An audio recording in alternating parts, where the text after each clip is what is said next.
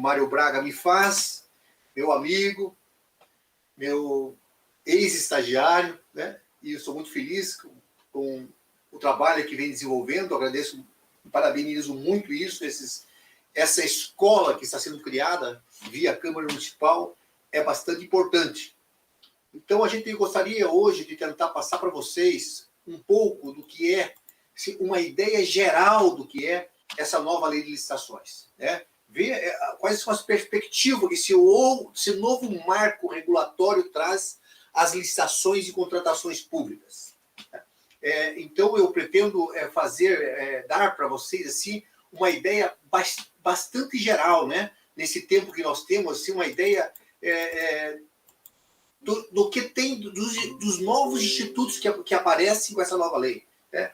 Vamos tratar, então, primeiro de uma maneira bastante genérica. Quem sabe um dia, depois que passar esse momento da nossa pandemia, dessa que nós estamos vivendo aqui no Brasil, a gente possa, talvez, pensar, né, em fazer um curso aí mais detalhado daí, especialmente para aqueles servidores que trabalham nas câmaras municipais, nas prefeituras municipais, não só de Matinhos, evidentemente, como de todo o litoral, né? Agradeço não só as pessoas de Matinhos, mas também aqueles dos outros municípios do litoral, da minha querida Guaratuba, que eu trabalhei lá há tanto tempo, né?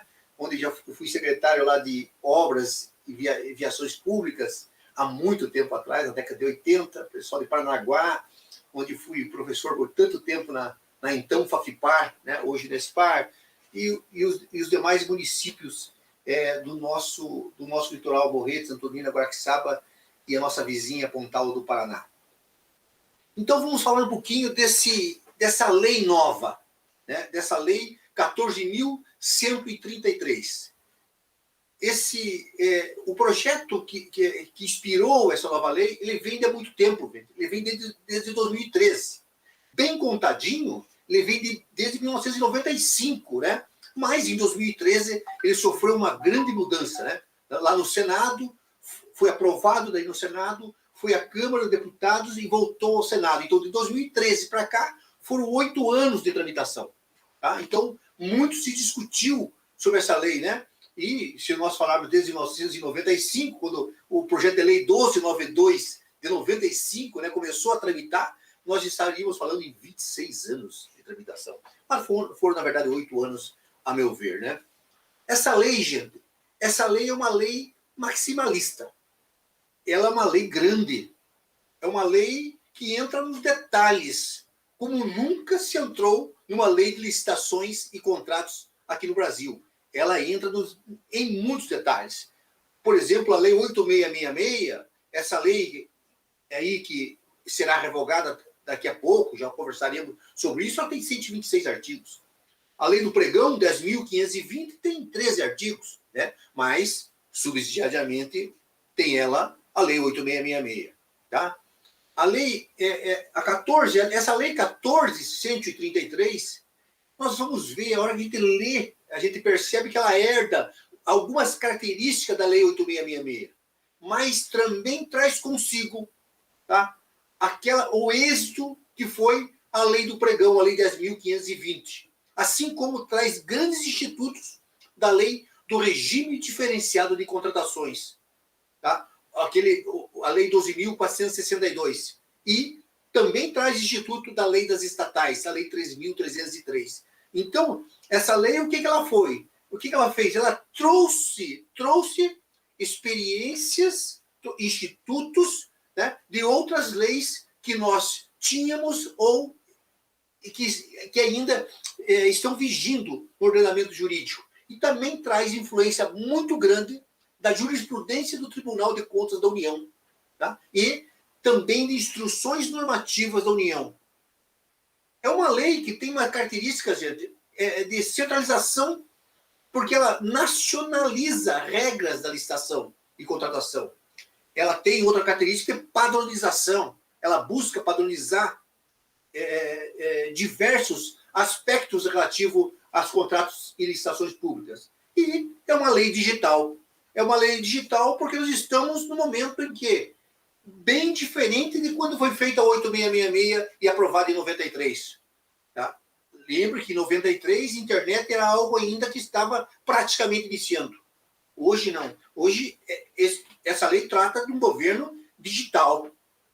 Ela exigirá de nós, como falo nós, eu digo Estados, União e os municípios. Tá? Ela exigirá de nós uma nova forma de interpretar. Ela exigirá de nós uma nova forma de regulamentar. Nós temos que pensar, ao interpretá-la e ao regulamentá-la, nós estamos em outra época. Nós não podemos interpretar com o olho na nuca. Não podemos interpretar através do retrovisor.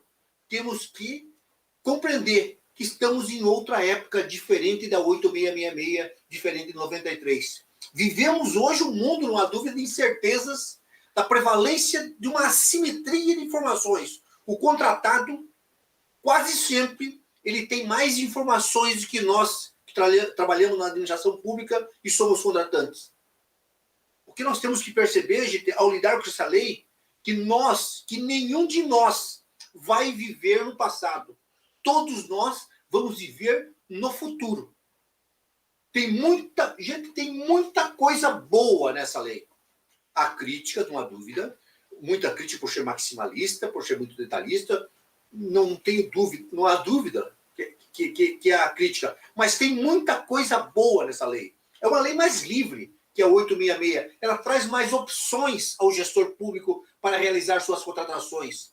Novos critérios, regime de execução, modo de disputa, procedimentos auxiliares diferentes. Então, são essas peças todas que o gestor público tem para montar o seu quebra-cabeça.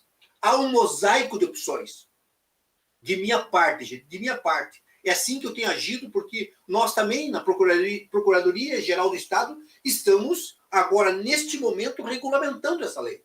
Tá? E, por coincidência, eu estou coordenando esse grupo de 36 procuradores que estão regulamentando essa lei. Tá? De minha parte, eu procuro, até em razão do meu espólio familiar, né, eu procuro me mover pela esperança, gente. Tá? Dizia meu avô Alexandre Leocádio Santana, ele dizia que ele era um velho pescador, muitos aí que conhecem a história sabem, é um velho pescador, um dos primeiros, foi o primeiro grupo de salva-vida de Matinhos, a qual ele participou. Ele dizia, como pescador, que não há como ser pescador sem ser esperançoso. Ele dizia que sem madrugar com esperança, não se sai de casa. Sem expectativa de peixe, não se coloca a canoa no ar. A esperança, gente, é o sonho da rede cheia e da mesa farta. Esse é o olhar que eu tenho, que quero mostrar para vocês sobre a nova lei de esperança. Eu escrevo e falo para esperançar. E esses exemplos que nós vamos dar indicam que eu não posso guardar as minhas redes, recolher a tarrafa e deixar de colocar a canoa no mar. É isso que nós, que lidamos com licitações, temos que fazer. Tá? Colocar a nossa canoa no mar. Tá? Em primeiro lugar, essa lei, ela consolida algumas normas. 8666, como eu falei, a 10520, que é a lei do pregão, e a 12462, que é a lei do regime diferenciado de contratação. Essas leis aqui, gente, vão ser revogadas. Aqui, elas têm 2 anos de sobrevida. Tá? A partir de 1º de abril de 2021, elas têm 2 anos de sobrevida. Depois, elas serão revogadas. Nós ficaremos aqui no Brasil com 2 grandes leis de licitações. A Lei 13.303 de 2016, que é a lei que rege as estatais, as empresas estatais, que, via de regra, não é o caso, né? Ao que eu saiba, talvez o município de Paranaguá tenha uma empresa estatal, não sei, talvez outro município tenha, mas não é sobre essa lei que nós vamos falar, que é a Lei 13.306, que já é de 2016. E a lei que ficará será essa que nós trataremos a partir de agora, a 14.133 de 2021. A sua vigência, tá? De cara, já foram revogados, gente. Dia 1º de abril, o artigo 89 e 108 da 8666 foram revogados, que fala sobre as sanções administrativas, os crimes e penas, né? E os procedimentos judiciais. Foi revogado, porque isso passou a fazer parte do Código Penal brasileiro, tá? E não da lei de licitações. Então, nós temos 2 anos, gente. 2 anos para nós implementarmos definitivamente a lei. Nesses 2 anos, atenção, nós podemos, ao nós fazermos nosso edital, nós podemos optar se utilizamos a lei 866, a 10520 ou a lei do RDC, uma delas, ou utilizamos essa nova lei. Cada vez que a gente faz edital, a gente tem que escolher o qual das leis nós vamos utilizar. Mas atenção, há 2 correntes que discutem se nós podemos utilizar desde já ou não a 14.133. Uma corrente que diz que não dá ainda. Por que não dá? Porque diz que para que um contrato, para que ele seja eficaz um contrato, ele precisa estar num algo chamado Portal Nacional de Contratações Públicas. E como esse Portal Nacional não existe ainda, entende alguns autores que, né, ainda não é possível você, então, licitar, porque você não pode colocar o contrato nesse portal. Esse portal está sendo feito. Esse portal quem vai fazer é a União, através do Ministério da Economia, da Secretaria de Gestão do Ministério da Economia, tá? E com a participação de representantes dos municípios, dos estados e do Distrito Federal. Outros têm a corrente que pode usar já. Porque se ela está em vigência, é possível utilizar já. Qual corrente os senhores e as senhoras adotarão nos seus municípios? Não sei. Eu posso dizer que o governo do Estado do Paraná, por meio de sua Procuradoria-Geral do Estado, resolveu dizer assim, independente da corrente, não é momento ainda de nós utilizarmos a 14.133, porque nós precisamos antes regulamentar essa lei. E precisamos também, além de regulamentar essa lei, capacitar os nossos servidores para utilizá-la. Porque nós temos que dar segurança a esses servidores. Por isso que nós decidimos antes regulamentar a lei. Capacitar os servidores para depois utilizar, independente da corrente que nós adotarmos. Se a administração optar, então, por essa lei, por essa lei, né, a 14.133, né, ela poderá fazê-la se você interpretar como a segunda corrente que eu falei, tá? Então, agora, se a administração optar por licitar por qualquer uma dessas leis anteriores, o contrato que veio dessa licitação, ele ainda será regido por essas leis anteriores, tá? Durante toda a sua vigência. Eu contratei pela 8.666 ou pela 10.520, a lei do pregão. Tá? Esse contrato continuará sendo cumprido por essas leis. Não precisa você, com a hora que começar a trabalhar com a nova lei, com a 14.133, os contratos que foram licitados anteriormente devam ser regidos pela 14.133. Não. Os contratos que foram contratados anteriormente continuarão tendo vigência com base, então, na lei anterior. Agora eu vou tratar com vocês alguns flashes. Tá? Algo que eu vejo que é importante que todos nós percebamos que alterou. Primeiro, a questão da microempresa, da empresa de pequeno porte.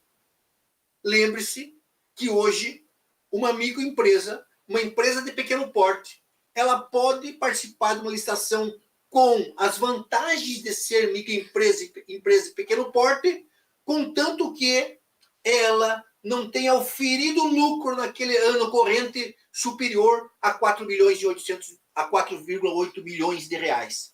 Agora mudou. Agora, se o valor estimado do item, de um bem, de um serviço em geral, se o valor estimado superar a 4,8 bilhões de reais, de agora em diante, com base nessa lei, não poderá, a microempresa e a empresa de pequeno porte não poderá concorrer a essa licitação com as vantagens que dá a Lei Complementar 123. Aquela vantagem de empate ficto, lembram? Quando você dá o valor 5% a mais, você pode suplantar aquele valor dar menor do que foi o primeiro lugar e você ficar com a adjudicatário da licitação, isso não pode mais em caso de que o valor estimado do item for superior a 4,8 milhões ou uma obra for superior a 4,8 milhões, um serviço de engenharia, né? Tá? Ou também, se essa microempresa e empresa de pequeno porte tiver vários serviços já feitos ou vários bens vendidos e a soma deles ultrapassar a 4,8 milhões. Tá? Então, talvez um assunto que interesse muito a vocês, a questão dos agentes que desempenham as funções essenciais. Quais são as funções essenciais? Aquele que faz o planejamento, aquele que faz... aquele que fiscaliza o contrato, aquele gestor de contrato. Exemplo para vocês, né? Eles deverão ser preferencialmente servidores efetivos ou empregados públicos do quadro permanente. Opa! Aí, ao que me parece, houve uma valorização ao servidor público e ao empregado público, aquele que é concursado. Tá? Então, esses agentes que têm funções essenciais em licitações de contratos deverão ser preferencialmente. O que significa isso? Se alguém não for, tá? Se alguém não for, tá? Servidor público ou empregado público e estiver exercendo uma dessas funções, deverá justificar o porquê. Por que não é um servidor público ou empregado público? Tá? Os agentes públicos, contribuições relacionadas a licitações e contratações ainda, eles devem possuir formação compatível ou qualificação atestada por certificação profissional emitida por escola de governo, criada e mantida pelo poder público. Terá que haver capacitação. Eu acho isso muito bom, gente. Tá? Eu acho isso muito bom, que é uma oportunidade que o servidor tem de aprender para fazer de uma maneira boa, otimizada, o seu trabalho. E com segurança, né? Com segurança, não passando nenhum perigo. Em relação ao agente de contratação, tá? Ao agente de contratação, gente, para nós sempre trabalhávamos com pregoeiro, se fazia pregão, ou comissão, se fazia outro tipo de outra modalidade de licitação. Agora, via de regra, quase sempre, quem vai fazer a licitação, quem vai conduzir a licitação é um agente de contratação, que no caso de pregão seria designado pregoeiro. Mas atenção, o agente de contratação deverá ser obrigatoriamente servidor efetivo ou empregado público.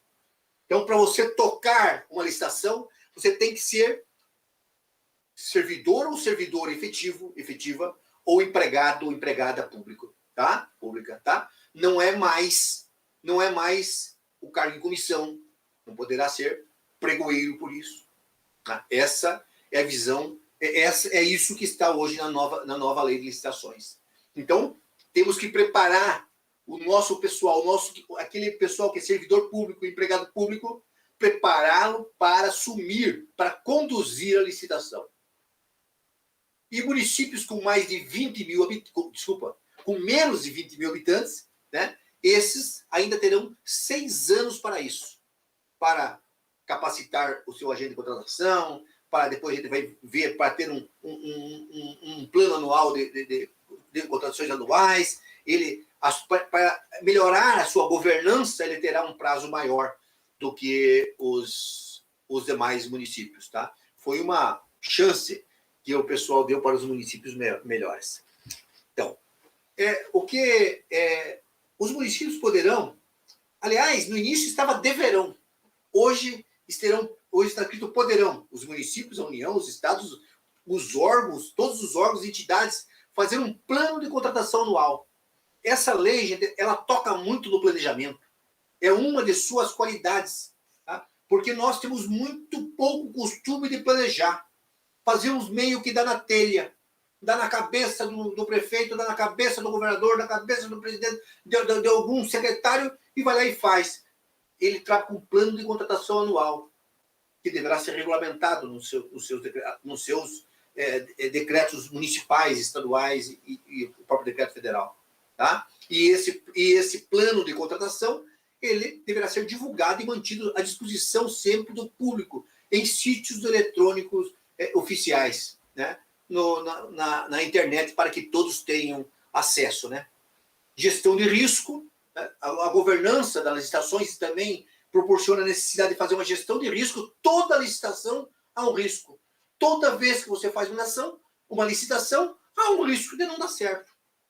Tá? E em alguns casos exige, inclusive, elaboração de uma matriz de risco.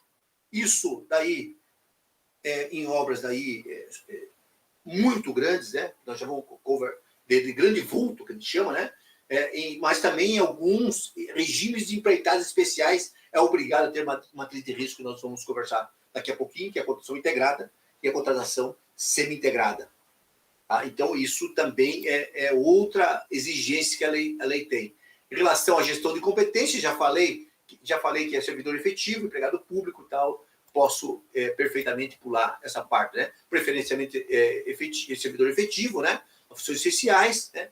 Formação compatível, né? E não pode ter vínculo de parentesco, evidentemente, vínculo de parentesco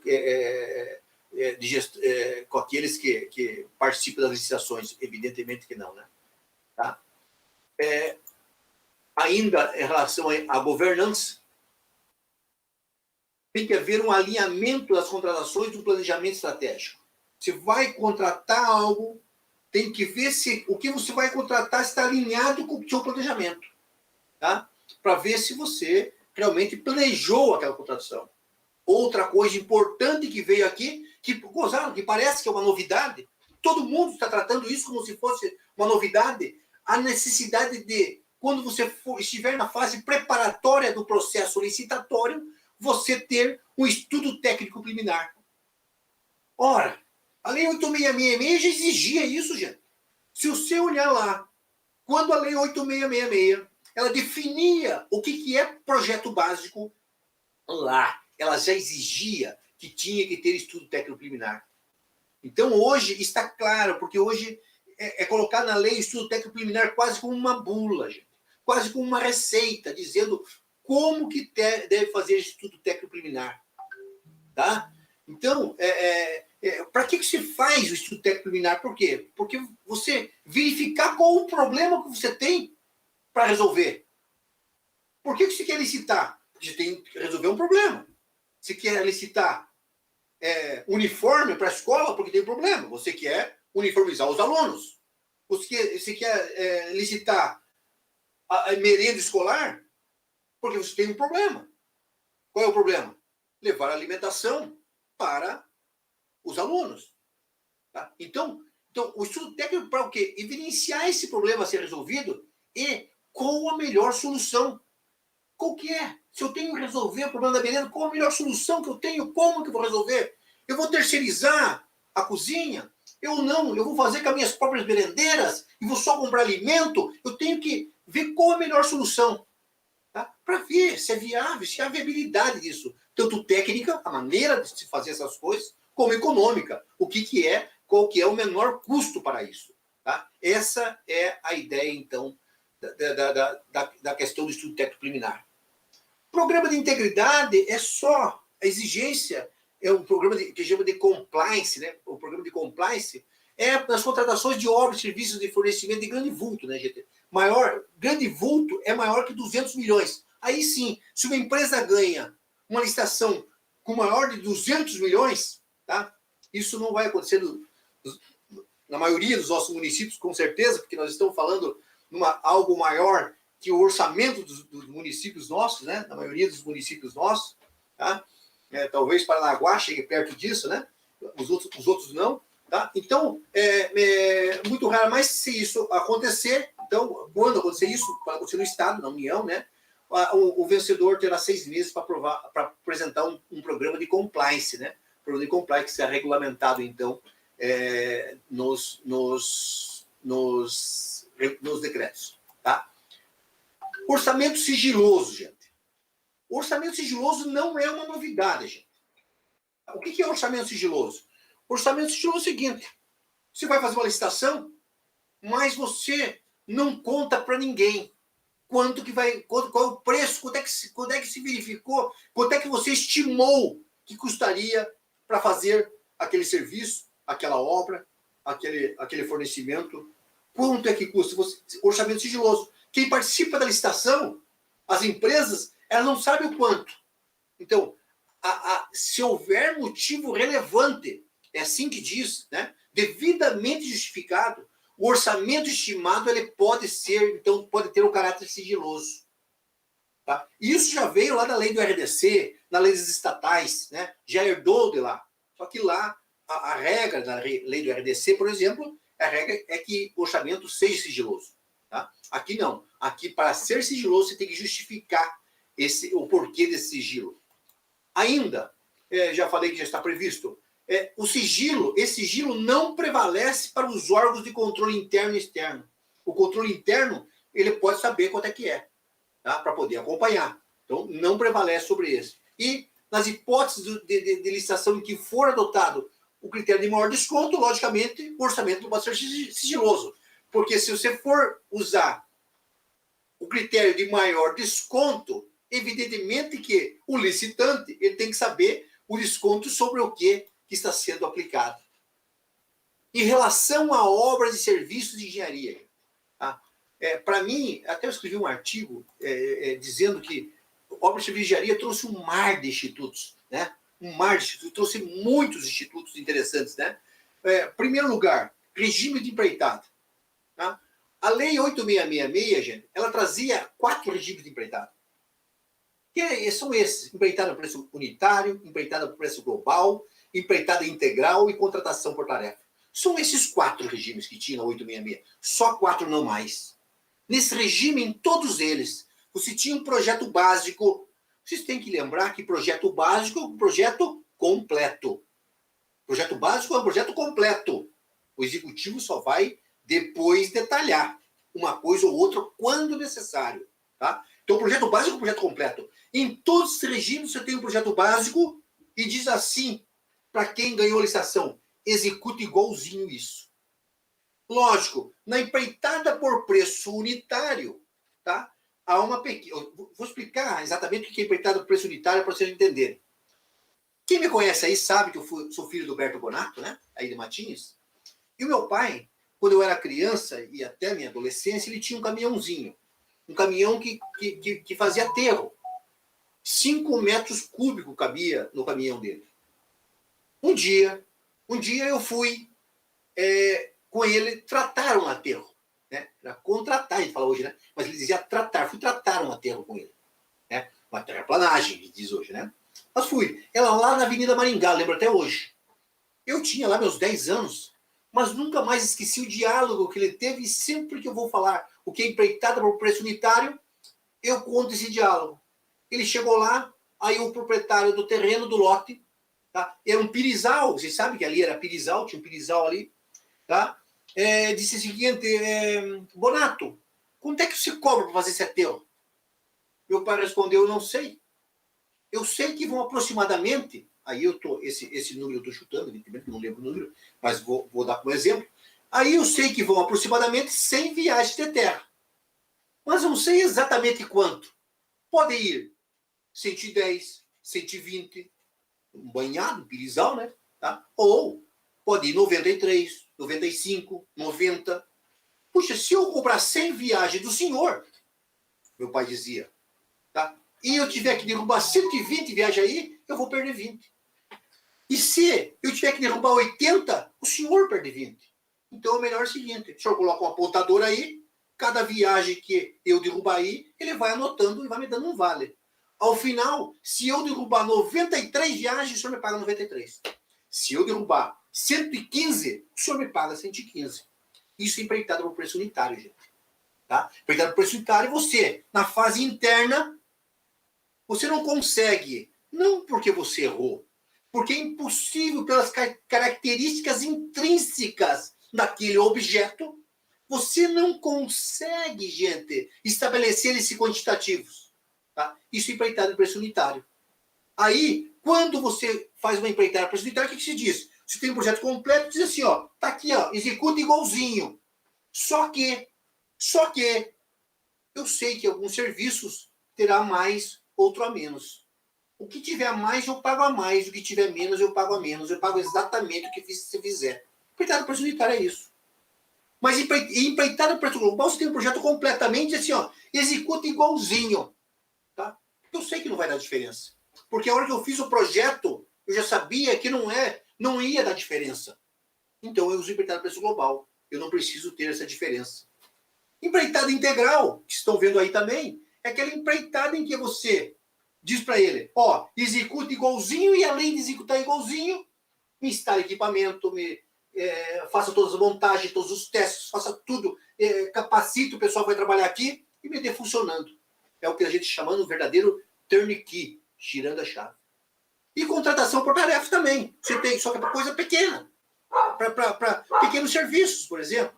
Você diz o seguinte, olha, executa igualzinho, pode ser com material ou sem material, né? Aquelas tarefinhas que é muito pouco usada. Às vezes é usado para calçadinha, para fazer uma calçadinha, coisa desse tipo, muito pouco usado no Brasil todo. Gente, tá? Então, esses regimes todos partiam do projeto completo. Projeto básico é o projeto completo. Aí veio a lei do RDC e trouxe esse outro regime que estão vendo, contratação integrada. Na contratação integrada, você não parte de um projeto completo. Você parte de um anteprojeto.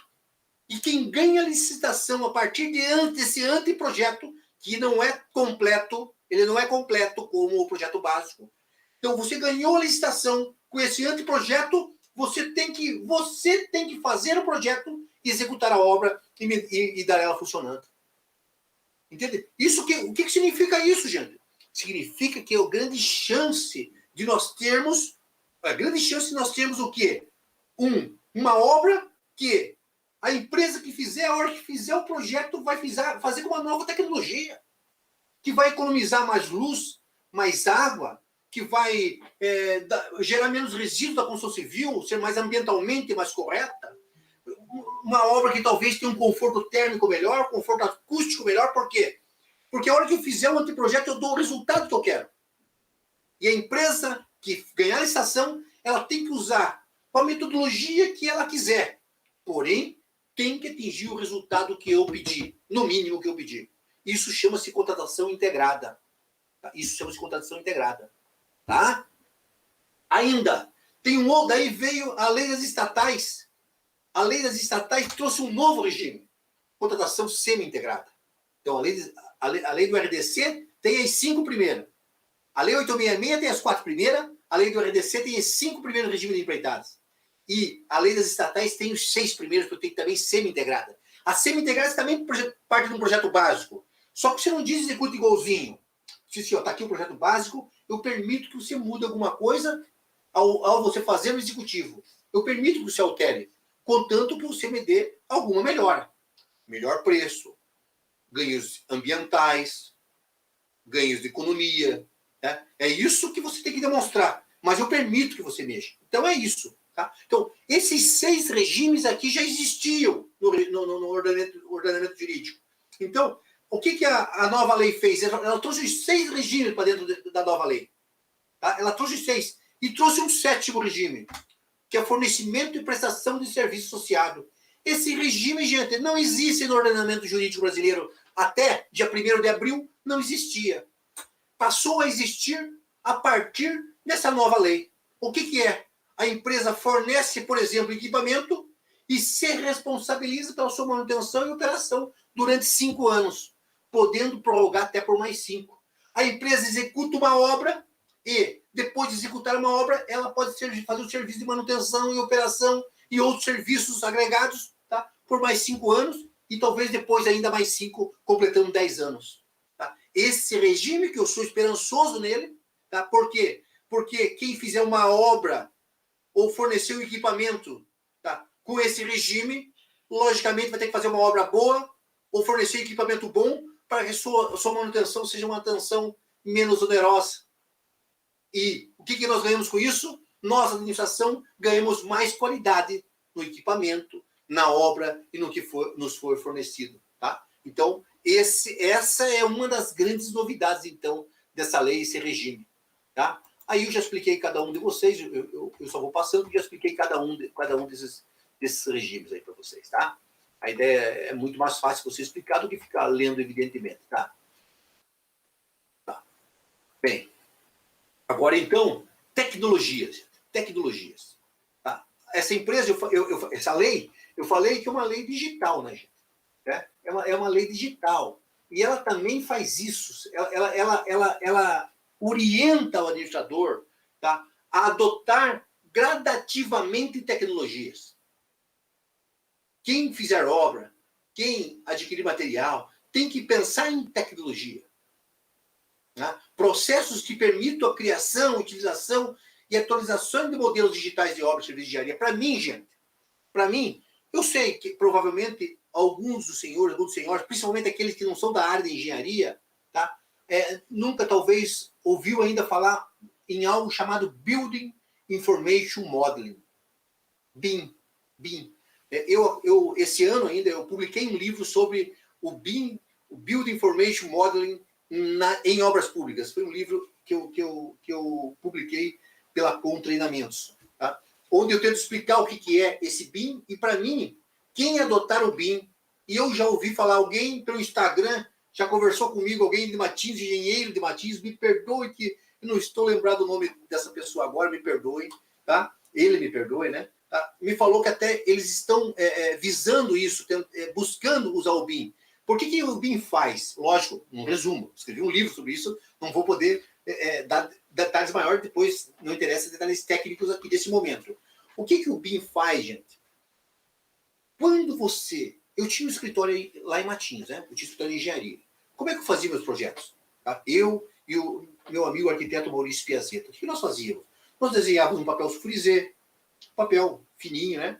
Depois desenhávamos a lápis, né? Primeiro a lápis, depois colocávamos em cima o papel vegetal, passava por cima tal, e fazíamos o desenho. Eu e outros colegas engenheiros e arquitetos fazíamos isso, os mais antigos, evidentemente, né? É isso. O resultado final, o que era? Um desenho. O desenho, no nosso caso, de uma casa, né? Geralmente, ou de um comércio. Era o desenho de uma edificação que nós lidávamos. Tá? Depois, houve uma evolução. Veio o CAD, o AutoCAD, né, gente? Tá? 2D, depois 3D, tá? Que foi uma grande evolução. Porque ele fazia tudo aquilo que nós fazíamos no papel, ele fazia no computador. Fazia no computador. Qual era a vantagem? Era muito mais rápido, gente. Se você errava, era muito mais fácil corrigir. Era muito mais rápido.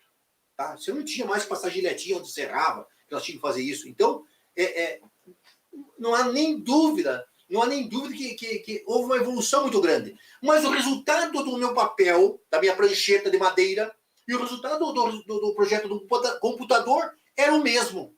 Qual era o resultado? Um desenho. Era um desenho. O BIM não é um desenho, gente. O BIM é mais que o desenho. O BIM é uma construção. Você consegue construir virtualmente a obra. Quando lá na minha prancheta e no computador do AutoCAD lá, uma porta era o desenho de uma porta, por exemplo, quando você faz no BIM uma porta, você bate nela. Ela é uma porta. Tá? Ela é uma porta. Então ela tem características, ela tem cor, ela tem os metais que estão lá, ela tem preço, ela tem tudo. Ela tem peso, ela tem todas as características naquela porta. Por quê? Você desenha, o BIM você constrói digitalmente. Então, todos os erros que poderiam ocorrer lá no canteiro de obras, você consegue detectar quando você faz o projeto. É um protótipo virtual. Você consegue detectar o erro.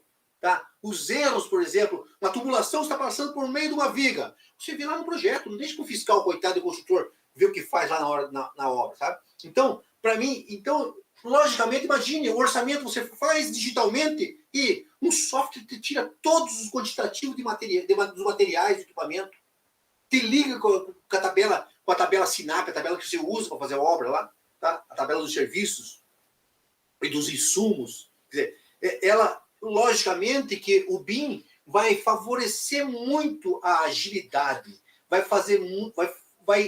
acabar com aditivo de contrato por causa de erro de projeto. Vai acabar. Nós aqui no estado do Paraná, na Paraná Edificações, onde nós a PGE atendemos lá, construímos uma obra com BIM. Fizemos um piloto. Gente, para quem lida com obra sabe o que eu vou dizer, é um milagre. Nenhum aditivo. nenhum erro de projeto. Tá? Então, a tendência mundial é essa. Eu estudei assim, em 18 países dos 5 continentes, como é que está o andamento do BIM. Muita gente evoluída.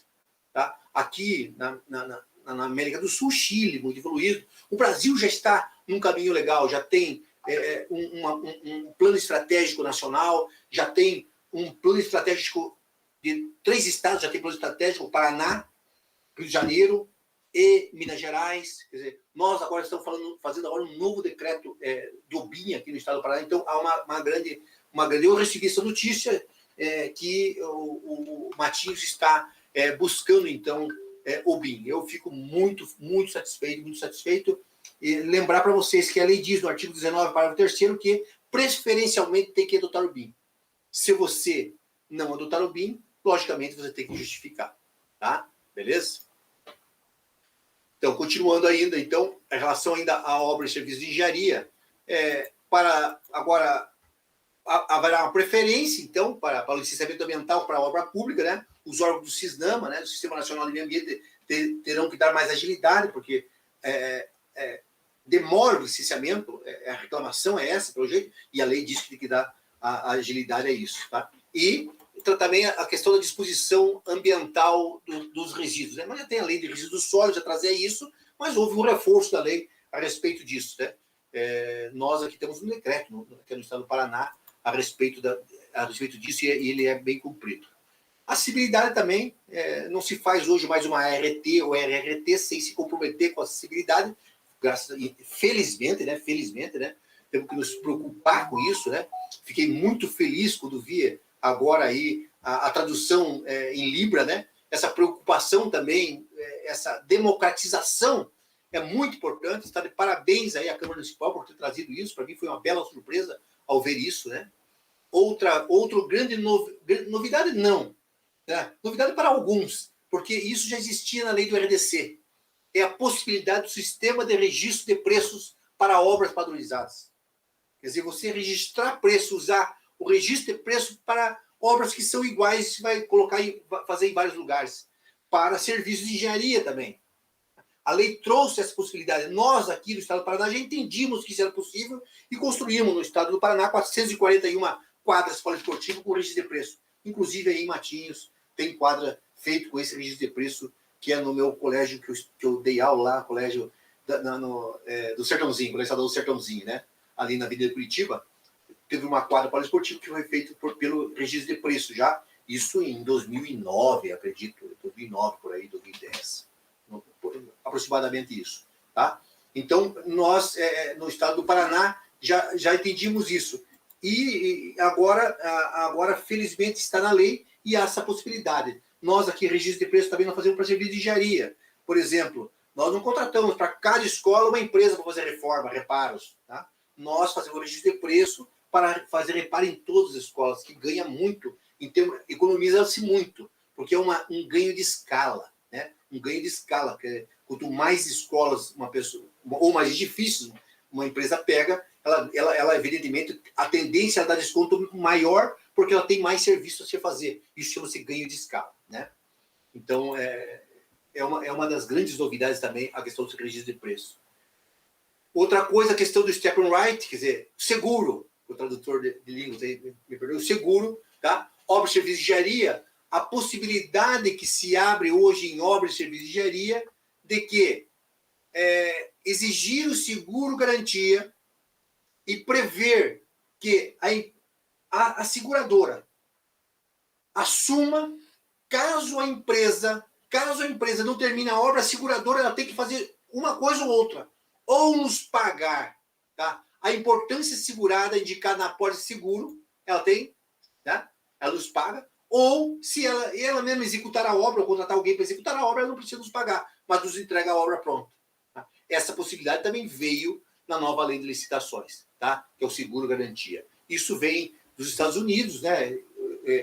Muito usado nos Estados Unidos, né? Eu, quando escrevi até meu primeiro livro, em 2009, sobre obra e serviço de engenharia, eu fiz até um estudo a respeito disso aí, como era lá nos Estados Unidos. Desculpa. Ainda não falei que quando a obra é de grande vulto, né? o seguro pode ser até de 30%. Mas, convenhamos, obra grande vulto, a não ser na União e nos estados, senão é muito difícil no município, pelo menos nos municípios de médio e pequeno porte. Tá? Outra coisa que surge na nova lei é o PMI, Procedimento de Manifestação de Interesse. A administração poderá solicitar à iniciativa privada procedimento aberto de manifestação de interesse a ser iniciado com publicação digital do fichamento. O que é? O município, por exemplo, ou o Estado, ou a União, ela quer que alguém faça estudos de investigação, levantamento ou projeto para a solução de alguma coisa. Ela chama o público, quem quer fazer esse projeto? Quem quiser fazer esse projeto, ele se habilita para fazer, tá? Se habilita para fazer, mas não tem garantia. Por quê? Ele entrega a solução e a administração pública diz assim, putz, a solução é legal, mas no momento eu não vou licitar. Não vou contratar isso. Tá? Então, ela não será paga, então, por isso. Ela só será paga se for licitado e alguém ganhando a licitação, esse alguém é que pagará quem fez o estudo. Isso já existe em PPP, a parceria público-privada. Agora veio para nossas licitações. Inclusive, isso pode ser feito exclusivamente para startups. Tá? E quem é autor do projeto, ele pode participar da licitação ou não, vai depender do edital, o que disser o edital sobre isso. Os contratos continuados, atenção, gente, pessoal da licitação, pessoal da gestão aí, olha que coisa interessante, lembra que nós tínhamos serviços continuados? Temos na 8666, agora vão ter também fornecimentos contínuos, ou continuados, tá? Então, esses contratos de fornecimentos continuados, eles podem ter vigência inicial de 5 anos, mas podendo ser prorrogado, tá? Até 10 anos, gente. Tanto serviço como fornecimento. Aquela coisa... Sabe, o que é fornecimento continuado? Aquilo que se compra todo ano. Tá? Todo ano te fornece alimentação para merenda. Tá? É um fornecimento continuado. Tá? Continuado. Então, é isso que havia uma discussão doutrinária bastante grande, se podia ou não podia, né? Tinha alguns acordos do TCU que davam a entender na possibilidade, outros já não. Tá? Hoje, com a Lei 14.133, essa novidade interessante. Você a administração poderá, então, contratar serviços continuados, tal qual fazia com... fornecimento tal qual já fazia com serviço. Tá? Então, essa, para mim, é uma novidade também bastante interessante e bastante prática para a administração.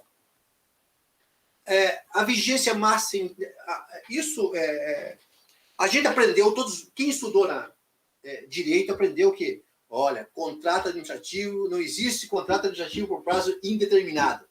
Os contratos administrativos todos são por prazo determinado, isso aprendemos. Tá? A lei trouxe o seguinte, a administração poderá estabelecer vigência por prazo indeterminado, gente, nos contratos que seja usuária de serviço público oferecido em regime de monopólio, desde comprovada a cada exercício financeiro a existência de crédito orçamentário vinculados à contratação. Por exemplo, contrato com a Copel, tá? Monopólio, serviço público, não precisa, esse serviço aí pode ser por prazo indeterminado, não precisa ser ano por prazo indeterminado. Pode, só ela vai fornecer mesmo, tá? Água, contrato com a Sanepar, água. Isso é muito interessante. Aqui, aliás, aqui no nível do Estado do Paraná, nós aqui, a PGE já tem um parecer e uma orientação administrativa defendendo isso e usando isso. Nós já usamos isso mesmo antes da lei, porque nós já interpretávamos como esses serviços são por prazo indeterminados. Por coincidência, fui eu que fui autor desse parecer e eu que dei eu que fiz essa orientação administrativa para a senhora Procuradora-Geral firmar, por uma coincidência. Outra coisa, a contratação, contrato de escopo. Então, na contratação, primeiro certo, o que é contrato por escopo? Contrato por escopo é aquele contrato que você quer a coisa. Por exemplo, eu contrato que alguém me forneça alguma coisa. Eu quero essa coisa. Então, esse contrato é por escopo. Fornecer um produto qualquer. Eu quero que alguém faça um projeto para mim. Eu quero o projeto pronto. Então, esse contrato é por escopo. Eu quero que alguém faça uma obra para mim. Eu quero a obra pronta. Então, é por escopo. O que é o contrário de escopo? É o contínuo. Serviço de vigilância, serviço de limpeza. Isso é um contrato contínuo. Esses não são por escopo. Certo? Então, O que a lei diz? Que na contratação que prevê a conclusão de escopo pré-definido, o prazo de vigência será automaticamente prorrogado quando seu projeto não for concluído no período firmado o contrato. Vou dar exemplo de uma obra que fica bem fácil para vocês entenderem. Eu tenho uma obra e digo assim, ó, essa obra deverá ser executada em 1 ano. 1 ano, por exemplo. Tá? Esse é o prazo de execução. A vigência desse contrato é maior que o prazo de execução. É sempre dias maiores. Aqui nós trabalhamos com 180 dias. Vocês aí, nos seus municípios, eu não sei. Tá? Então, ela tem 1 ano. O prazo de execução. Vamos supor que a empresa não terminou 1 ano.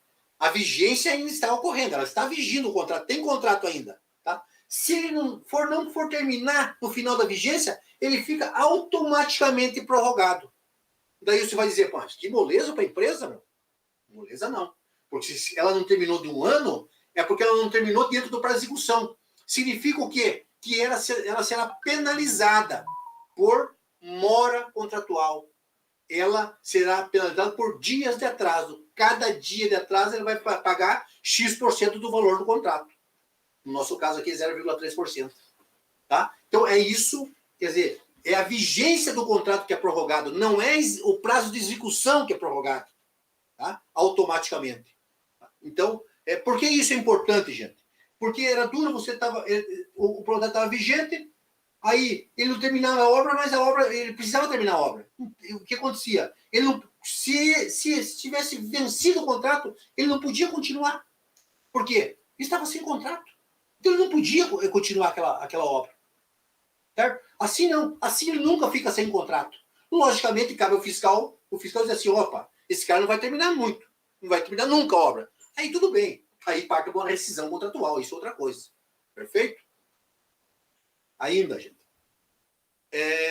Modalidades de licitação. O que tem de novo em termos de modalidade de licitação nessa nova lei? O que nós temos hoje na Lei 8666, na Lei 10.520, na Lei da RDC? Nós temos o pregão, que é o mais usado, nós sabemos todos hoje, mais usado, porque a maioria dos serviços e dos bens são comuns, pregão. Nós temos ainda a concorrência, que é usado, então, aonde não cabe o pregão, quando o serviço não é comum, quando é uma obra, a obra tem que ser feita concorrência, né? Nós temos ainda o concurso, utilizado para projetos, geralmente, o leilão, o convite e a tomada de preço. E ainda temos o regime diferenciado de contratação. O que nós temos hoje no nosso ordenamento jurídico é isso, gente. Tá? Isso que nós temos. Leilão, concurso, tomada de preço, pregão, RDC, concorrência e convite. Isso que nós temos. O que vai acontecer com a nova lei? Gente, convite cai fora. Adeus, convite. Graças a Deus. Eu acho ótimo. Convite acabou fora. Tomada de preço. Tomada de preços cai fora também. Não vai estar na nova lei, gente. Vocês não vão encontrar. RDC também não vão encontrar na nova lei. Tá? Mas só que muitos institutos do RDC foram para dentro da nova lei. Tá? Então, quais são as modalidades da nova lei? Leilão, concurso, pregão, concorrência. E uma nova modalidade chamada diálogo competitivo. Já vou explicar para vocês o que é isso. Tá? O que é isso? O que é o tal diálogo competitivo? Em primeiro lugar, gente, conversar um pouquinho sobre pregão e concorrência. Pregão e concorrência aconteceu uma coisa muito interessante. Muito interessante. Porque a lei diz que pregão, ele não se aplica. O pregão não se aplica, então, para serviços, contratação de serviços técnicos especializados, de natureza predominantemente intelectual, por exemplo, projeto. Intelectual, né? Tá? Não se aplica. Tá? E também para obras. Tá? Também não se aplica. E nem para serviço de engenharia especial, só para serviço de engenharia comum. Então, o pregão, ele não se aplica, então, nem para serviço intelectual e nem para obras. Só se aplica, então, para bens e serviços comuns. Perfeito? Então, obras e serviços de engenharia que são especiais, tá? Em arquitetura especiais, é por concorrência. Mas o interessante, gente, é o seguinte, a ideia inicial é que pudesse fazer obra por pregão. Eu defendo isso no meu primeiro livro. Eu acho que o problema nosso em obras não é a maneira de fazer a proposta, se é eletrônico ou não. tá? Se é presencial ou eletrônica. Eu vejo que o problema de obra não é esse. Tá? Isso que tem estudado, não é esse o problema. Tá? Daí, o que houve um grande lobby e conseguiram proibir que obra fosse feita por pregão. Está proibido. Obra não pode ser feita por pregão. Obra tem que ser feita por concorrência. Só que quem fez o lobby não percebeu que a concorrência e o pregão, eles têm o mesmo rito procedimental, gente. A concorrência que nós tínhamos lá na 8666 não é a mesma concorrência que nós temos nessa nova lei 1433. É outra. Tá? Essa concorrência da nova lei 1433 é uma concorrência eletrônica. O que eu estou dizendo? Com o mesmo rito do pregão. Essa concorrência é um pregão. Não tem diferença nenhuma. Então, quando nós contratarmos obras, nós vamos fazer por concorrência? Vamos. Mais eletrônica, que é semelhante ao pregão. Qual a diferença, então, do pregão e da concorrência? Quando o critério for de menor preço e maior desconto, nenhuma.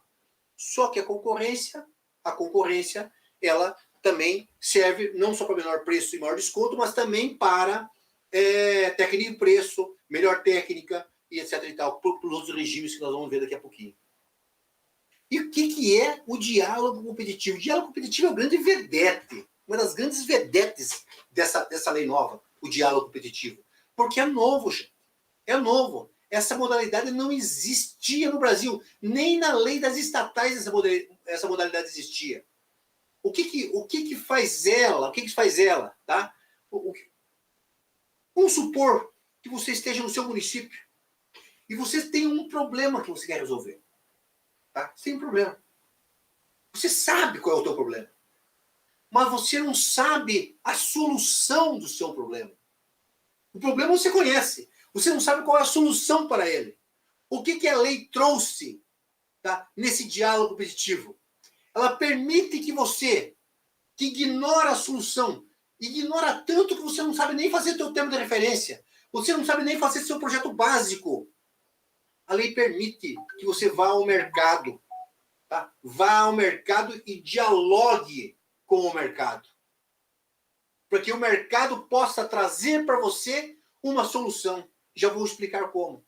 Antes, vale dizer que esse diálogo competitivo não é novidade no Brasil, mas não é novidade no mundo. Ele é inspirado na FAR, na Federal Acquisition Regulation dos Estados Unidos, e na diretiva, numa das diretivas da União Europeia, a diretiva 2014, /24. O nosso diálogo competitivo é muito parecido com o da União Europeia. A Inglaterra usa bastante, Portugal também usa bastante. Tá? Então, você usa quando há a impossibilidade de definir com precisão as melhores especificações do objeto. Você não consegue especificar o objeto. Certo? Ele é parecido com o PMI? Mas no diálogo já começa a competir. Já vou explicar como isso ocorre no diálogo competitivo. Isso aqui já falei. Tá? Então, qual é o procedimento? Em primeiro lugar, ele é conduzido por 3 agentes públicos. Mais uma vez, tá? O respeito ao servidor público e ao empregado público. O respeito às pessoas, na verdade, por quê? Porque o diálogo competitivo tem um problema. Vocês vão ver que ele é bem subjetivo. Precisa muito honestidade. Tá? Porque a subjetividade é muito grande. Tá? Então, o procedimento deve ser, diz a lei, conduzido por 3 agentes públicos. Tá? Pode se contratar profissional para assessorar tecnicamente esses agentes públicos, mas a comissão deverá ser conduzida por 3 agentes públicos. Tá? Isso é fundamental. Então, há uma necessidade de haver uma seleção prévia dos candidatos que irão participar do certame. Com quem a administração vai dialogar? Né? Quem é que vai dialogar com a administração? Então, a administração vai estabelecer alguns critérios para selecionar. Tá? Para ver quem é que tem condições de dialogar, quem é que tem condições de trazer alguma solução para a administração. Depois que é feita essa seleção, aí que começa o diálogo. Começa a dialogar um por um. Vamos supor que 10 empresas foram qualificadas para dialogar.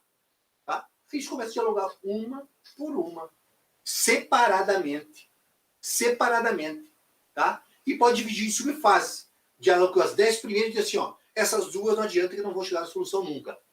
Afasta essas duas. Só fica 8. Pode dividir em fase, inclusive. Beleza? E você vai dialogando, até chegar a uma solução. Tá? Até chegar a uma solução. Depois que chega a uma solução ou mais de uma solução, aí que se inicia uma fase de julgamento das propostas. Tá? Das propostas. Aí sim. Aí você já tem o projeto básico, o termo de referência, aí se pode julgar a proposta. Perfeito? E podemos sempre dialogar, pedir esclarecimento, tal. Então, o diálogo competitivo é isso, gente. Tá? É isso. Então, você escolhe uma solução, várias soluções, dá 60 dias para as empresas trazer a proposta para executar aquilo. Aquela que tiver sua melhor proposta, a melhor proposta pode ser melhor técnica de preço, melhor preço, tá? Aí vai depender do objeto, evidentemente, que está sendo, que se quer contratar. Né? A partir disso é que se escolhe o vencedor da licitação. Tá? Aí, logicamente, isso está sendo regulamentado. Aqui no estado do Paraná, essa parte do regulamento eu já andei estudando, trabalhando e fazendo, na verdade, a primeira minuta, que está em discussão, então, como eu falei, estará em discussão entre os 36 procuradores que estão fazendo isso. Tá? Então, logicamente, quem é que participa dessa última fase? Só aqueles que participaram da licitação. Tá? Não é quem não participou da licitação, não participa da próxima fase. Outra novidade, tá? É para aqueles que fazem concorrência, porque o pregão já é assim. Porque como é concorrência? Primeira habilitação, habilita todos os candidatos, né? Traz documento de habilitação, né? Capacidade técnica, profissional, operacional, qualificação econômica, financeira, todas aquelas coisas. Traz tudo, né? Habilita para depois abrir as propostas. Essa é a regra da 8666. Não da 10.520 do pregão, mas da 8666 essa é a regra. Agora não. Todas as licitações é inverter. A regra é inverter. Primeiro você abre as propostas para depois a habilitação daquele que deu a melhor proposta só. Certo? Na primeira, quando eu faço a primeira habilitação, vamos supor que é 10 concorrendo.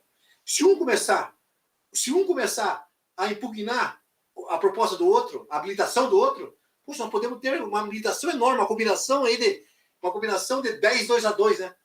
10 fatorial sobre 2 fatorial vezes 8 fatorial. Lembrei, tá? Um número enorme, né, possível. Assim não, abre primeiras propostas. Quem ganhou? A empresa A. Abre a habilitação só dela. Se alguém quiser ir contra algum documento, é só sobre aquela. Perfeito? Isso, então, o padrão é esse. O padrão, então, é a habilitação após julgamento da proposta. Mas pode, em algum caso, se justificar, tá? Você fazer igual era no 8666. Só que daí você vai ter que justificar isso, tá? Vai ter que justificar e vai responder por isso daí. Evidentemente, se alguém lhe perguntar, né? Como, por exemplo, um órgão de controle lhe perguntar.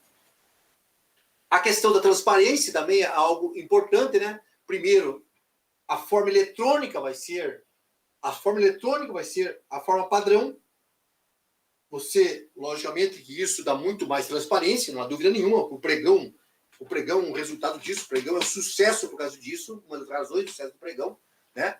Então, a forma eletrônica, mesmo para concorrência, gente, eu sei que estou repetindo, mesmo para concorrência, a forma eletrônica é a forma padrão. Perfeito? E quando você não fizer eletrônico, se você fizer presencial, você vai ter obrigatoriamente que fazer a gravação em áudio e vídeo das eventuais sessões públicas que sejam presenciais. Tá? Nós já fizemos isso, aqui no decreto estadual, já são feito isso. Tá? E quem fizer a obra vai ter que ter um sistema informatizado de acompanhamento de obra, né? Obrigado. E outra maneira da transparência é o tal do Portal Nacional de Contratações Públicas. Todas as licitações do menor município do Paraná do Brasil até o maior município do Brasil, que é São Paulo, toda licitação, todo edital, todo contrato, todo aditivo irá para um Portal Nacional de Contratações Públicas. Esse será o grande meio de publicação digital. Por enquanto, hoje é dia 28 de maio. Tá? Então, não sei o que acontecerá com os vetos. Tá? provavelmente agora dia 1º de junho, um pouco seguido, vão ser votados se vão derrubar ou não vão derrubar os vetos que o presidente fez nessa lei, tá? Que não precisa mais, por enquanto, publicação em jornal dos digitais. Basta a publicação no Portal Nacional de Contratações Públicas ou também no site do órgão, do município, que estiver fazendo a licitação. Basta isso. Mas, se for vetado isso, tá? Se for vetado isso, tá? Porque se for derrubado o veto, desculpe, tá? Porque na lei original que foi aprovada exigia a publicação em jornal de grande circulação. Isso foi vetado pelo presidente. Vamos ver se vai ser derrubado ou não vai ser derrubado esse veto. Tá? Beleza? Tá? Então, por enquanto, hoje, no dia 28 de maio, quando estou fazendo essa palestra, né, é só no Portal Nacional de Contratações Públicas ou no site do próprio órgão de vocês, que é o órgão licitante. A questão da reputação também é levada em conta, porque a atuação do contratado em contratações anteriores, né, tá, com indicadores objetivamente definidos, é importante para ver o desempenho pretérito dele. Tá? E isso pode contar em pontuação técnica, né, para critério de desempate, ver qual é o passado dele, se ele, quando a gente contratava, ele fazia bons serviços, boas obras e tal. Ainda outra coisa que veio também já está na lei do RDC, é a remuneração variável, e também na lei das estatais. O que é a remuneração variável? Nós estamos acostumados aqui, não sei vocês, mas para nós é muito comum, quando nós contratamos alguém e alguém erra, não entrega direito, não faz a obra direito, não faz o serviço direito, essa empresa é penalizada. Ela recebe, por exemplo, multa por atraso, multa por fazer inexecução, por fazer mal feito, já recebe multa. A remuneração variável é o contrário. É um prêmio. É o que nós chamamos de sanção premial. Você exige uma qualidade tal da empresa, mas se essa empresa contratada ela fizer mais do que você esperava, ela pode ser premiada. Ela pode receber um prêmio por isso. Tá? Isso chama-se sanção premial, como eu falei. Então, por exemplo, eu estou com uma pressa, eu tenho um prédio alugado, tá? Eu tenho um prédio locado, eu loquei, por exemplo, um prédio para colocar a minha Secretaria de Cultura, tá? Vamos supor. Mas nesse espaço de tempo, eu digo assim, ó, vou alugar por enquanto, mas eu vou construir um prédio. O meu aluguel é X reais por mês. É pesado para o meu município, por exemplo. Eu construo o prédio e digo o seguinte para a empresa. Olha, empresa, esse prédio aqui normalmente se constrói em 12 meses. Se você construir isso antes, em menos tempo, olha o que pode acontecer. Eu deixo de pagar aluguel naqueles meses que você fizer antes. Cada vez que você, cada mês que você diminuir do meu aluguel, você ganha X% do aluguel que eu pago. Tá? Eu te dou um prêmio, porque eu ainda saio ganhando. Por 2 motivos. Um primeiro motivo, eu deixo de pagar o valor total do aluguel. 2, eu vou estar num prédio novo, mais adequado ao projeto que eu pensei, de uma maneira mais rápida. Né? Isso é uma das coisas. Lógico que essa premiação pode ser por questão ambiental. Por exemplo, você reduzir a produção de resíduos da construção civil. Tá? Há estudos que uma construção civil produz X toneladas por X quilos por metro quadrado. Tá? Se você diminuir isso, e isso vai ser demonstrado, porque o fiscal vai acompanhar isso, você pode ganhar. Então, ela trouxe a remuneração variável. Infelizmente, ainda no Brasil, não vi ninguém utilizar isso ainda. Mas isso é normal. Quando chega algo novo, demora a coisa acontecer. Tá? Há medo, a velha história do medo da caneta, o medo do controle e tal, mas com o tempo isso acho que vai acabar ocorrendo. Então, tem essa novidade para muitos que não usavam o RDC. O modo disputa ele pode ser aberto, fechado ou combinado. Tá? que é aberto, fechado, combinado? Aberto é igual pregão, tá? É igual pregão. Lógico, por técnica de preço, você não pode fazer um pregão, né? Uma espécie de pregão, né? Então, aberto é igual pregão. Serve para concorrência e para pregão. Aberto, fechado, combinado. O fechado é muito semelhante à concorrência. Só que, via de regra, a concorrência nós trazíamos no envelope fechado, né? Aqui não é no envelope fechado. Aqui, a regra é você fazer essa tua proposta eletronicamente. Porém, sigilo só vai abrir no mesmo momento todas as propostas. Mas é fechado, é semelhante à concorrência. Tá? Só que quando você usar fechado, a lei diz que o fechado você não pode utilizar isoladamente. Tá? Quando adotado o menor preço, menor desconto. Então, se você fizer igual com o fechado, você tem que combinar dois. Faz por concorrência, os três que tiver, igual concorrência, né? Com preço fechado, os três melhores colocados começam a disputar igual pregão, para o final você ter o teu preço fechado. Tá? É essa que é a ideia, né? Então, isso é possível. Tá? É possível, então, aberto, fechado ou combinado. Você pode também combinar com aberto, começa com aberto, igual um pregão, os três melhores dizem assim, ó, esses três são os melhores. O primeiro lugar, segundo lugar, terceiro lugar. Tá? Me traga os três, me deem os três uma proposta fechada. Tá? A melhor proposta que vai valer. Então, isso vem da onde? O Decreto Federal 10.024 já trazia isso, né? E também a lei do RDC já trazia isso. Tá? Então, não é novidade no sistema brasileiro, no ordenamento brasileiro. Tá?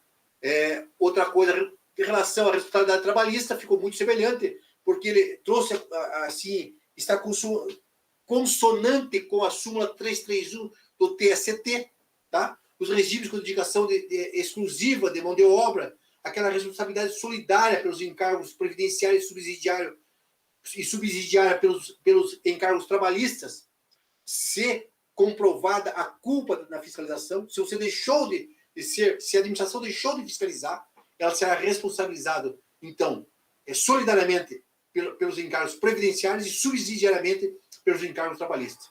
Tá? Então, e para assegurar o cumprimento das obrigações trabalhistas pelo contratado, a administração, ela, mediante então disposição em edital ou em contrato, ela poderá fazer algumas medidas interessantes.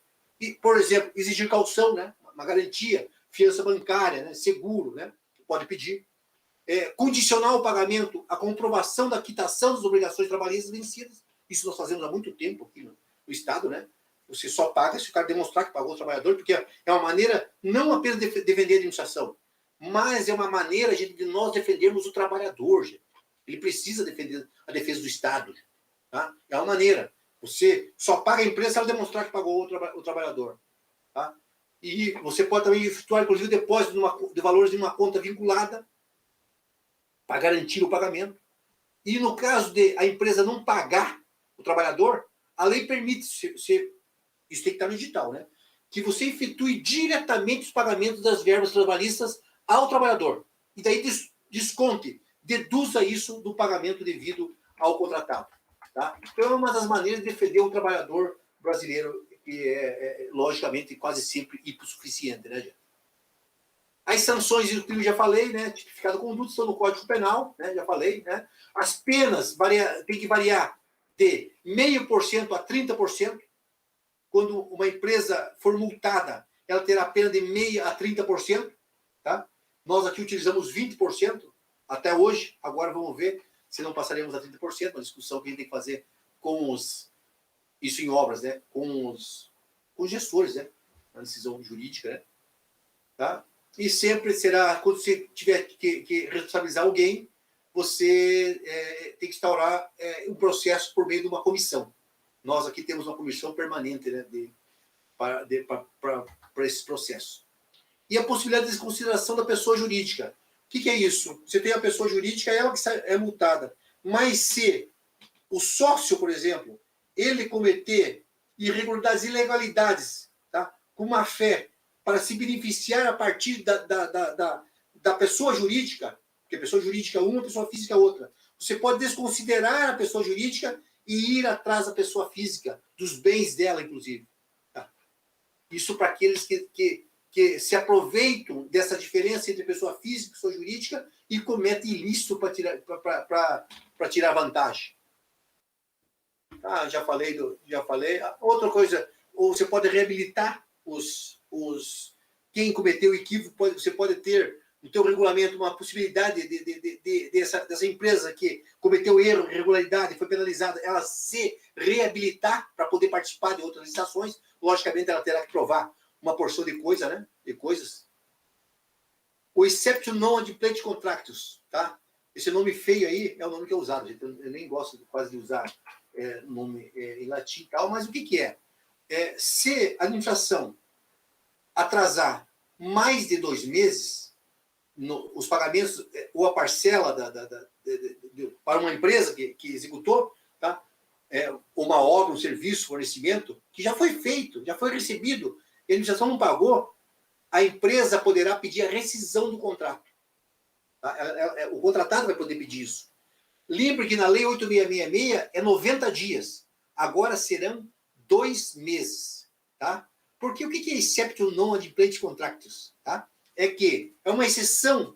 É uma exceção, por quê? Que há na administração pública. Porque se eu estou construindo se eu contrato uma empresa de engenharia para construir e arquitetura para construir a minha casa. Se eu não pagar essa empresa, o que ela vai fazer? Num contrato privado, ela vai parar. Ela vai parar. Não me pagou, não vou continuar. Tá? É sim, tá? Mas há uma exceção quando o contrato é público. Tá? Antes de 90 dias, sem pagar, a empresa tinha que continuar por 90 dias. Hoje, por 2 meses. Era em dias, agora é em meses. Tá? Isso é o que a lei traz. A advocacia também, ela virá com um novo papel, gente. Tá? A advocacia pública, ela terá que apoiar os obras, apoiar aqueles que executam as obras, que fiscalizam, que fazem gestão do contrato, né? Eles terão sempre que solicitado dar o apoio, né? Para que eles possam desempenhar suas funções essenciais. Não deixar só na mão dos fiscais, né? Para ter uma orientação jurídica a respeito disso. Tá? Então, outra coisa que é interessante, gente, eu tenho experiência muito grande nisso, porque eu uso isso desde 2007, gente.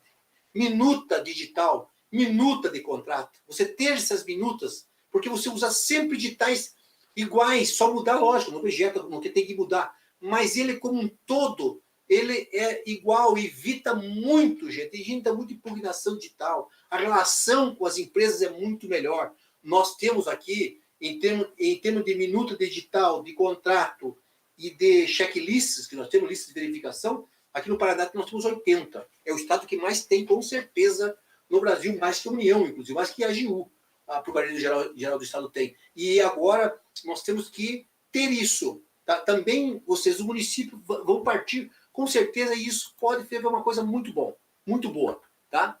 Vocês... Opa, desculpa. Tá? E... Tá, Instituto de Modelo de Minutos, já falei. Outra coisa, lógico, continua sendo... Quando você faz um processo, uma licitação, hoje, o que a Lei 866 diz? Cabe à assessoria jurídica analisar a minuta digital e aprovar a minuta digital. É isso que diz na lei. Tá? Na Lei 8666. Agora não. Agora nós temos que fazer a advocacia pública deverá fazer uma análise jurídica da contratação. Ela vai ter que analisar toda a instrução do processo, não apenas digital. Por isso, o papel da advocacia, nós que somos advogados públicos, né? No meu caso, o procurador de Estado, tá? O papel aumentou. Tá? Para a maioria, para quem não fazia isso, o papel vai aumentar muito. Nós, no consultivo do Estado do Paraná, já fazemos isso. Né? Nós nunca analisamos só a minuta. Há muito tempo nós já analisamos a instrução como um todo. Tá? Eu conheço muito o que eu estou falando, porque é o consultivo que faz isso e eu sou, hoje, na PGE, o coordenador do consultivo, então eu posso dizer isso porque eu acompanho tudo isso. Tá? Então, e outra coisa é que a lei diz que elaborar parecer jurídico tem que critérios, apreciar o processo licitatório por critérios objetivos prévios, né? Redigir a manifestação jurídica sem aquela juridiquez, né? Tá? Que todo mundo entenda, tá? Que todo mundo possa ler, possa entender, fazer no final uma conclusão para que todo mundo possa entender. Até isso a lei trouxe, até esse detalhe a lei trouxe, né? Só estou passando por cima que nem todo... Não estamos só com advogado público aqui, né? Apoiar os fiscais, né? Os fiscais precisam muito, gente, de apoio do fiscal, né? Do advogado público, né? Apoiar esse. Tá? Aqueles fiscais que são servidores públicos, apoiar. Preciso de ter alguma dúvida, tirar as dúvidas, explicar. Por quê? Porque não, o fiscal nem sempre, quase nunca, ele não é um advogado. Então ele precisa desse apoio da gente, né? Tá? Então ele deve ser auxiliado pelo assessoramento jurídico, pelo controle interno para fazer o seu papel de uma melhor maneira possível. Tá? Isso já falei. Tá? Na jurídica, quando houver alguém for declarado inidôneo, tá? Tem que sempre haver análise jurídica antes. Nós aqui no Estado, no Estado do Paraná, qualquer penalidade tem que ter análise jurídica antes. Já tem uma lei para isso. Tá? Beleza? E quando for desconsiderar a pessoa jurídica, também é necessária análise jurídica prévia. Tá? Já falei que é admitida a reabilitação do licitante, né? Mas também, para reabilitar um licitante, tem que haver análise jurídica. Então, pode ver, se vocês compararem com a 8666, o papel do jurídico, gente, aumentou e aumentou muito na nova lei. Aumentou e aumentou muito. Muito, muito, muito. Tá? A lei está fazendo a gente trabalhar, gente. Eu acho muito bom isso. Tá? Impugnação, quando na elaboração, quando alguém impugnar edital, fazer um pedido de esclarecimento de recursos, tá? Quem tem que responder esse recurso, a autoridade que tem que responder esse recurso, ela será auxiliada no órgão de assessoramento jurídico, né? Deve ser auxiliada também, a lei prevê isso. Tá? A lei prevê que os entes federativos tenham centrais de compras. Tá? Centrais de compra com o objetivo de realizar compras em grandes escalas. Tá? Em grande escala, você ter uma central de compra, porque se você quiser comprar papel sulfite, qual secretarias que precisam? Pô, todas quase. Se não todas. Todas. Então, você tem uma central de compra, é central compra para todo mundo. Tá? Beleza? E o município com até 10 mil habitantes, tá? 10 mil habitantes, serão preferencialmente constituídos por consórcios públicos. Opa, gente, é 20 mil habitantes. Tá? Eu não atualizei aqui o meu. 20 mil, vamos arrumar já aqui, ó. 20 mil habitantes. Pronto, arrumar, tá? O município com até 20 mil habitantes. Ah, não, é 10 mil, né? Eu estou confundindo duas coisas. Tá? Então, o município até 10 mil habitantes, eles serão preferencialmente constituídos por consórcios públicos. Tá? Então, municípios pequenos podem se reunir, fazer um consórcio para fazer compras. Por quê? Porque aumenta a escala, o número maior, né, de produtos que você quer comprar. Então, eles se reúnem, tá? Tá? Esses municípios para um consórcio, como nós fazemos hoje com consórcio. Não temos consórcio aí de resíduos,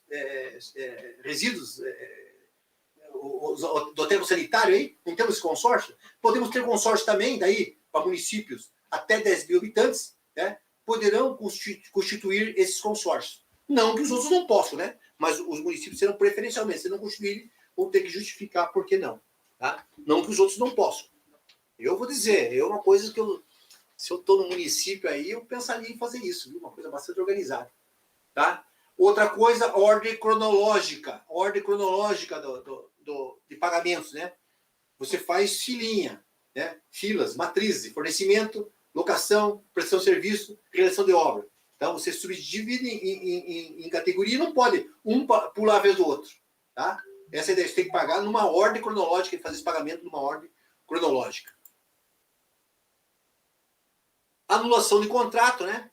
Tem que ponderar o interesse público. Você vai anular um contrato ou suspender uma licitação que tenha algum vício. Tá?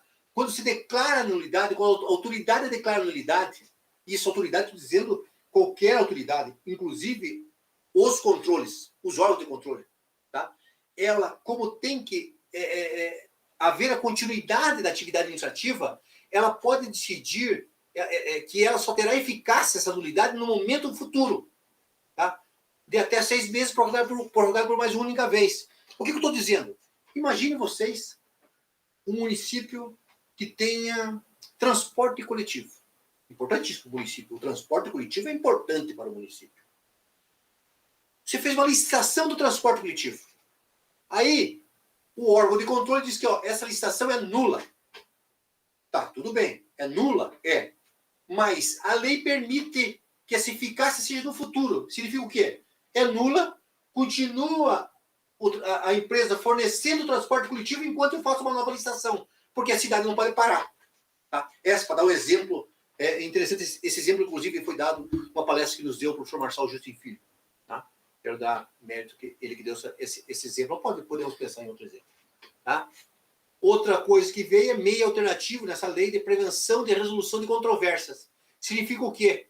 Tá? Se houver alguma controvérsia no contrato, contratei alguém para fazer alguma coisa, fornecer alguma coisa, ao invés de discutir isso na justiça, no judiciário, você pode fazer isso através de uma conciliação, de uma mediação, um comitê de resolução de disputa, numa arbitragem, um árbitro que não seja juiz, um árbitro privado. Tá? Então, isso é possível para direitos patrimoniais disponíveis, com uma questão assim relacionada a patrimônio, equilíbrio econômico financeiro do contrato, alguém que não inadimpliu o contrato por alguma razão, uma indenização necessária ou não. Tá? Isso pode, esses direitos patrimoniais podem ser discutidos sem que se vá para a justiça. Logicamente, vai ter que haver aí uma regulamentação de tudo isso. Nós estamos aí hoje com, acho que 7 procuradores trabalhando só nisso hoje, aqui na PGE, para regulamentar essa questão aí. Tá? E, gente, e outra coisa que a lei trouxe é a questão da revisão, gente. A revisão dos valores. Lembra que os valores, gente? Os valores era 8 mil para despesa de licitação, de aquisição e 15 mil para obra. Isso ficou desde 2000, que bom se fosse, desde 1994 até 2017 ficou isso, esse valor, sem mudar. Agora não. Com a nova lei, todo dia 1º de janeiro, esse valor vai ser atualizado, através do IPCA, tá? O Índice Nacional de Preço do Consumidor Amplo. Tá? Então, todo isso vai ser, não vai haver aquele negócio mais, tá? Vai haver um ato administrativo do Poder Executivo Federal que vai sempre atualizar esses valores. Tá? E antes de agradecer vocês, assim, e talvez se alguém tiver pergunta, eu, não há dúvida, com o maior prazer, tá? Aí eu queria, assim, só conversar com o pessoal que vai estar, assim, imbuído de fazer o regulamento dessa lei. Porque o município, cada um desses municípios nossos do litoral e do Brasil inteiro, terá que fazer regulamento. Ou adotar o regulamento da União. O que eu acho ruim, porque o regulamento da União é feito por uma realidade totalmente diferente. Por exemplo, da minha Matinhos, da nossa querida Guaraxaba, Guaratuba, Morretes, Santonina, Pontal. Diferente de todos. Né? Diferente de todos. A União é outra realidade. É outra realidade. Então, eu vejo que a gente tem que ao fazer o regulamento e ao interpretar a lei, eu quero repetir o que eu falei lá no início, quando eu falei lá do pescador, do meu avô, da esperança, né? Tá? É que a gente faça com o olho, olhando como está esse menino aí para frente, gente. Tá? Para que a gente possa melhorar cada vez mais a nossa licitação. Cada vez com mais impossibilidade de corrupção, com mais possibilidade de maior qualidade de uma obra, de um serviço, de uma aquisição. Melhorar isso. Tá? Melhorar isso. E isso eu aprendi lá, que eu falei com aquele velho pescador. Tá? Ele me ensinou essa postura assim, de acreditar. E saiba disso, gente. Tá? Ele não era um homem ingênuo, não. Tá? Não era, o velho Alexandre Leocádio não era um ingênuo. Ele sabia que nem todo dia o mar está para peixe. Tá? Que ele sabia que não é só peixe que tem o mar. Que toda pesca, assim como licitação, assim como contratação, implica em risco. Quando falo em pesca, tem mar revolto, tá? Como tem licitação, tem redes vazias, né? Mas não há outra coisa, gente, para nós a fazer. Tá? E também para o pescador. Mesmo que ele esteja mar revolto, rede vazia, não há outra coisa a fazer no outro dia senão madrugar, colocar a canoa sobre as estivas e ir para o mar. Ir por mar esperançado. Esperançado que a rede venha cheia e a mesa seja farta. Ele sabia, como todo pescador sabe, que junto com a rede, por vezes, vem cisco, vem plástico e tanta coisa que vem que não gostaria que viesse. Para ele, a sabedoria estava em saber separar, gente, descartar ou reaproveitar cada coisa que venha na rede. Oxalá que todos nós possamos ter a sabedoria do velho pescador diante da nossa lei e construamos uma interpretação e uma regulamentação nova, olhando para frente, olhando para o futuro. Porque, repito, nós não vivemos do passado. Nós não vivemos no passado. Passado é experiência importante. Mas nós olhamos para ele só para fazer melhor no futuro. É isso, é essa que eu vejo que é a grande oportunidade que nós temos de fazer uma lei, gente. Uma lei, como eu disse lá, quando eu fui presidente da Câmara de Matinhos, nesses dias, um amigo meu, o Rubens, repetiu isso no Facebook. Talvez a gente possa fazer um regulamento feliz. O que é um regulamento feliz? Que deem boas licitações, boas contratações. Tá? Que nós tenhamos bons produtos, bons serviços, boas obras. De minha parte, é isso. Se tiver alguma pergunta aí, professor Mário, eu fico à disposição, com muito prazer, não há dúvida nenhuma.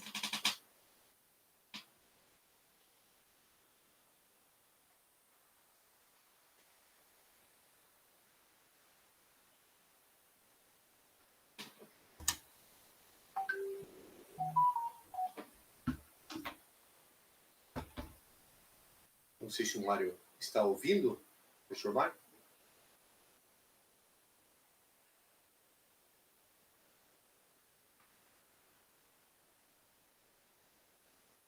É porque eu não tenho acesso ao chat.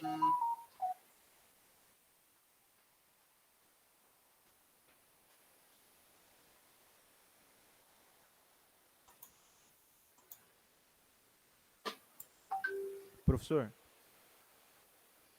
Tá me ouvindo, professor? Tá me ouvindo?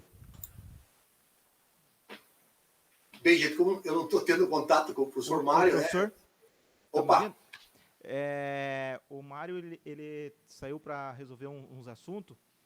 Tá, tem umas perguntas no chat do Face.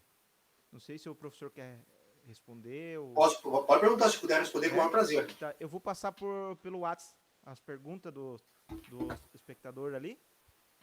Tá bom? Pode passar, fique à vontade. Tudo bem. Vou passar pelo WhatsApp para ele. Tá bom?